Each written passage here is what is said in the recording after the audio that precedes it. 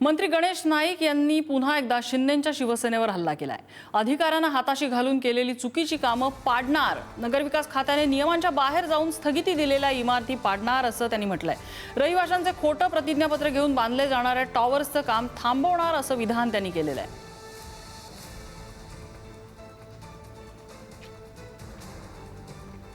ते न बोलता करतात ना, तर न बोलता आम्ही करू, कायदेशीर करू।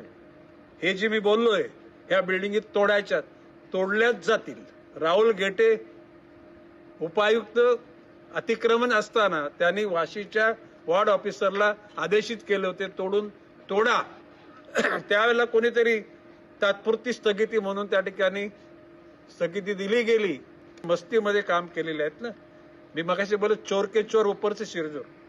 काय बोलतात, काय केलं, तोंड घशी पडले। केकांच्या प्रकरणावर, अभय जाधवच्या प्रकरणावर तोंड घशी आम्ही नाही पाडणार, तुम्ही आपोआप स्वतःहून पडा।